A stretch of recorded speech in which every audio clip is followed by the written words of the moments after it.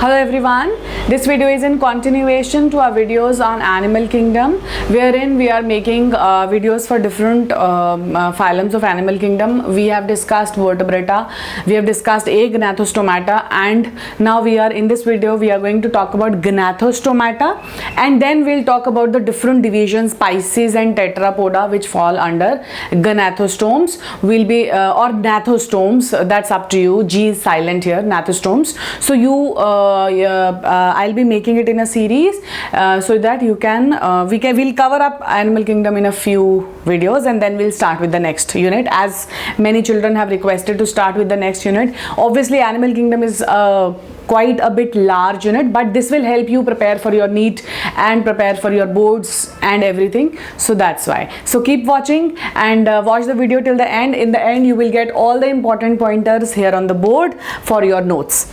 Starting up with Gnathostomata or Gnathostomata. Now Gnathostomata, first of all, as already discussed in our previous video also, that Gnathostomes are the ones which are jawless. So Gnathostomes are the ones which have jaws present in the mouth.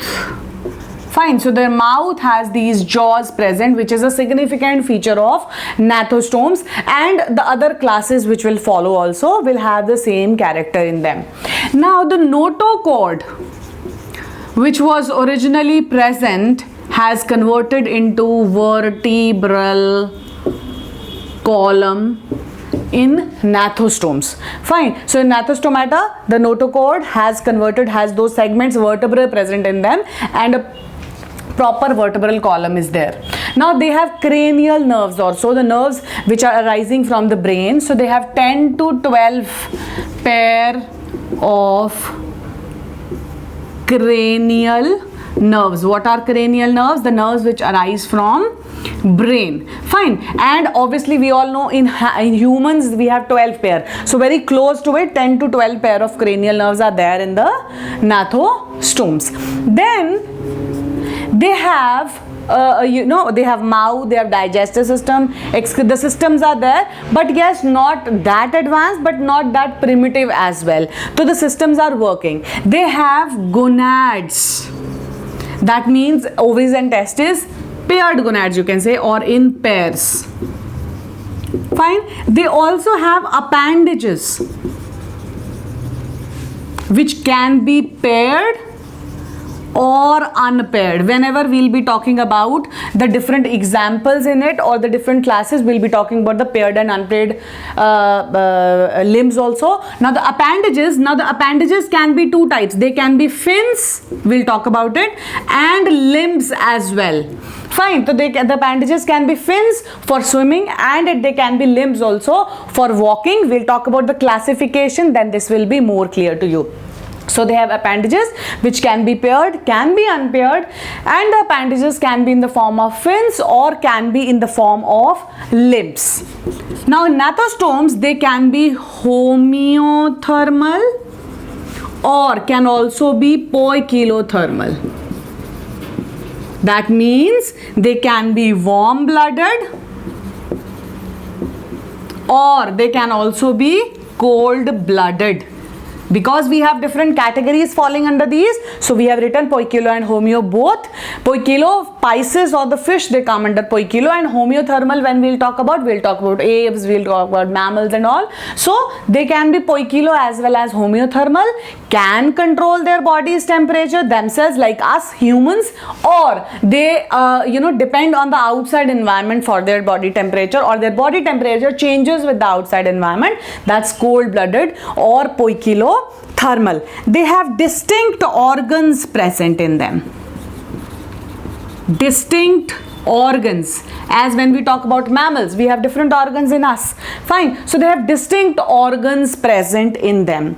These are some of the specific general characteristics, or you can say general characteristics of Gnathostomes. Now we are going to talk about the classification basically. So I'll write here only. Gnathostomata can be categorized into two superclasses. These are two super classes, and these classes are differentiated on the basis of mode of locomotion, the way they move. Fine. So on the basis of the ways of locomotion, they are categorized into two superclasses under gnathostomes. Like egg gnathostomes, they did not have any class, had only one, which we have discussed, cyclostomata. And in gnathostomata, they have two superclasses, and they are Pisces and Tetrapoda or tetrapods. Under Pisces, we talk about the two type of fish, cartilaginous and bony fish. That means chondrichthyes and osteichthyes. Chondrichthyes are cartilaginous fish and osteichthyes are bony fish. Fine, we'll discuss about them in detail in our further videos. And under Tetrapoda, the further divisions are amphibia, they have reptiles and aves plus mammals. Fine, so this is the categorization of gnathostomes on the basis of these are the two superclasses on the basis of their location, Pisces and Tetrapoda. We'll be separately taking up chondrichthyes, their examples, osteichthyes, their examples, then amphibia, reptilia, aves and mammals. In your syllabus, if we talk about board syllabus, you have features plus at least two example each. Fine. Or if we talk about our NEET exams and all, we will be covering at least 4 to 5 examples each under these classes, so that it's easy for you to prepare for your competitive exams also. So keep watching, liking, sharing, subscribing.